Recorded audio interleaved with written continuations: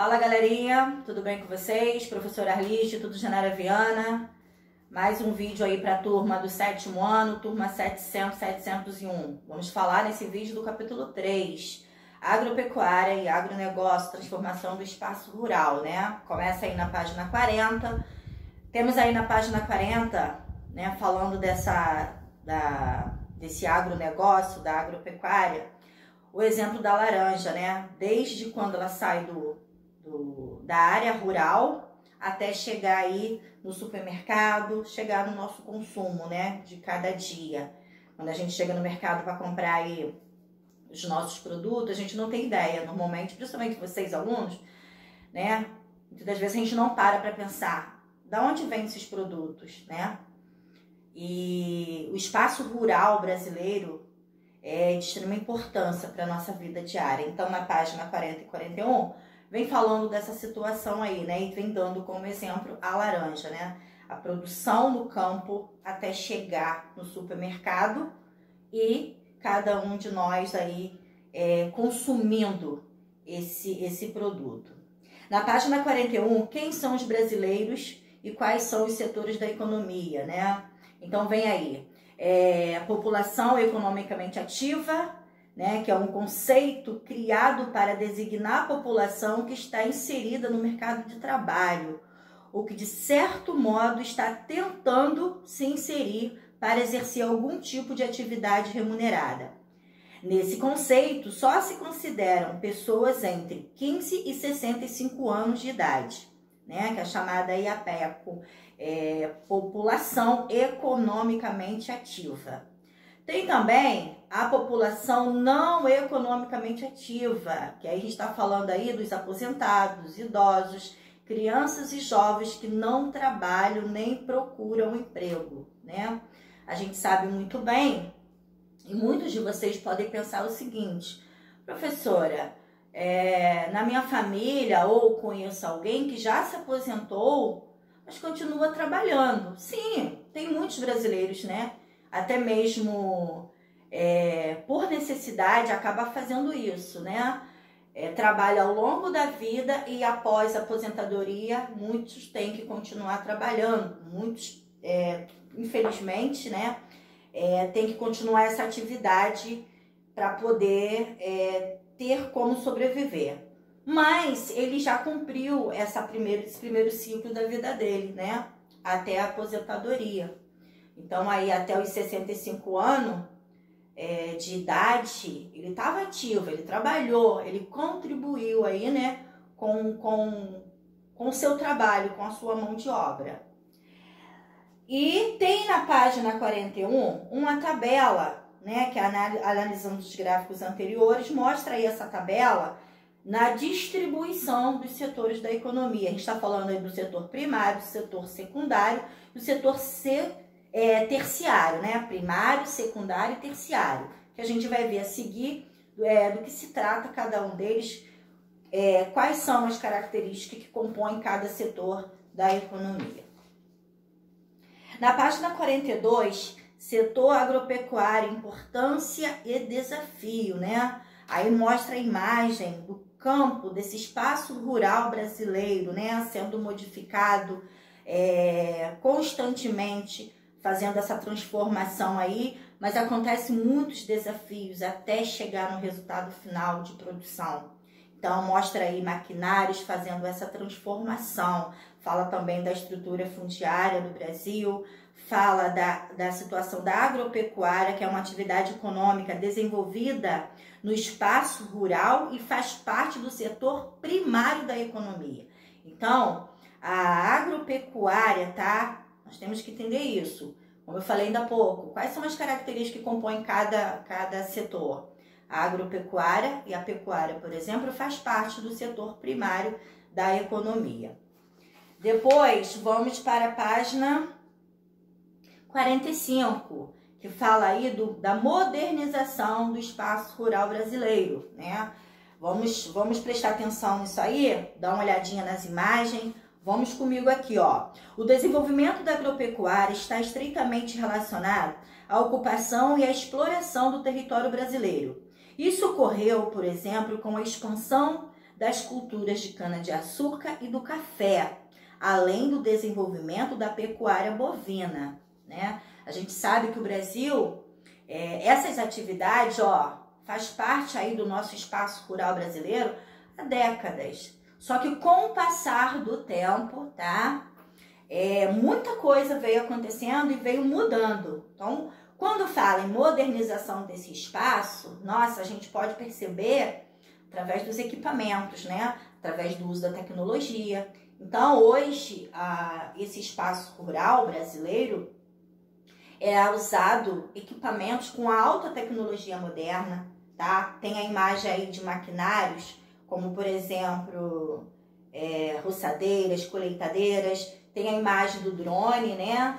Computadores que são usados aí para facilitar a vida desse produtor, né? Aí mas vocês podem me perguntar, professora, todo mundo tem acesso a essa tecnologia? Todo mundo lá no espaço rural, que trabalha com produção, que trabalha com agricultura, com agropecuária, tem acesso a essa tecnologia? A gente sabe que não, né? Ainda tem muito aí que alcançar essa tecnologia, ainda tem um caminho longo aí até chegar a toda essa população. Mas já tem aí uma quantidade de proprietários aí de grandes produções que faz o uso dessa tecnologia toda aí que vocês estão vendo na página 45, tá? Aí na página 45 também fala do agronegócio, né? Como consequência dessas transformações, a agropecuária transformou-se em um amplo e complexo sistema denominado agronegócio. A gente vê aí na televisão a divulgação do agronegócio brasileiro e muitas das vezes a gente nem imagina, né? Como eu dei o exemplo no início do capítulo da laranja, mas a gente tem vários produtos, né? Que de um produto se faz milhares de outros produtos. Tem o exemplo da cana-de-açúcar, da soja, né? Que se faz tantos outros derivados. Então, o agronegócio é uma atividade aí que vem cada vez mais crescendo dentro do nosso espaço, dentro do nosso país, né? Dentro do território brasileiro. Na página 46, vem falando aí, tem duas imagens aí muito interessantes, né? Que é a criação do gado, do animal confinado e do animal solto, né? Então, na imagem aí dos animais criados confinados, mostra aí, o uso de tecnologia, o uso de medicamentos que é usado nesses animais, uso de profissionais qualificados para trabalhar com esses animais, da mesma forma, né? Que as situações são diferentes, as atividades são diferentes quando esse animal ele é criado solto, né? O animal confinado tem uma finalidade, tem um objetivo de alcançar um peso em muito menos tempo, né? Tem toda uma situação, tem toda uma logística aí que é feita e o tratamento ele é totalmente diferente. Na página 47, vem falando aí, tem um texto muito interessante que fala o seguinte, a polêmica no prato, né? Como essa modernização chegou aí até mesmo na modificação dos grãos, né? Modificado aí geneticamente em laboratório. Aí no texto da página 47, tá dando o exemplo do feijão, né? A gente sabe que hoje várias modificações acontecem a cada dia, vem ocorrendo ao longo do tempo, e a gente sabe que tem semente modificada em laboratório, né? Como aqui o exemplo do feijão que está dando na página 47. E também tem uma parte muito interessante que fala nesse texto, vocês aí em casa vão lendo com calma, vão sinalizando, que fala, será que isso atinge a nossa saúde? Como que isso funciona, né, no nosso organismo? A gente sabe muito bem que o produto in natura, ele tem um tempo de durabilidade bem menor do que o produto industrializado. Você chega no supermercado, você vê tantos produtos, né, com embalagem, com um tempo tão longo, e aí vem aquele pensar, o que foi colocado nesse produto para ele durar tanto tempo, né? A gente tem aí os embutidos, os enlatados, enfim, uma infinidade de produtos que esse texto da página 47 faz com que a gente aí tenha um pensar sobre isso, né? Será que isso é bom? Será que não é? Mas aí é uma outra situação, né? Que, enfim, mas a gente tem que saber, vocês quanto alunos, vocês têm que saber que isso existe aí no nosso dia a dia, que isso está aí à nossa disposição. Na página 48, quem produz na agropecuária brasileira? Então tem um mapa e vem mostrando aí os estados, as regiões que mais produz, que menos produz, né? Quais são os produtos que o Brasil exporta, quais são os produtos, né? Quais são os países, para que países o Brasil vende mais, vende menos. Então, toda essa dinâmica que eu estou falando para vocês se encontra aí na página 48. Na página 49, produção agropecuária, né? Então, eu vou ler rapidinho aí para vocês. Segue comigo aí a leitura. E diz assim: até os anos de 1960, o crescimento da agropecuária brasileira se baseava-se na expansão das áreas do cultivo, apresentando os baixos índices de produtividade, ou seja, aproveitava-se a grande extensão territorial do país, desmatando-se sempre para a única finalidade, tá? Plantar e criação de animais. Só que com o passar do tempo, a partir de 1960, isso aí, ó, já mudou. Então, nesse mesmo texto vem falando: investimento em ciência e tecnologia contribuíram para esses resultados, fazendo do país um dos maiores produtores mundiais de alimentos e energia renováveis.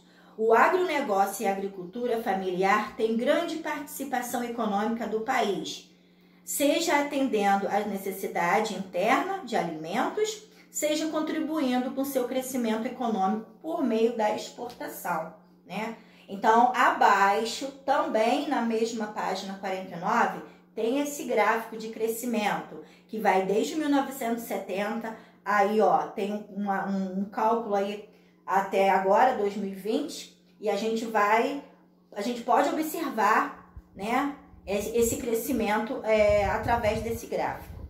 Continuando aí o conteúdo, fala também da produção familiar. A agricultura familiar é fundamental para garantir o abastecimento e alimentação da população brasileira. Além disso, ela contribui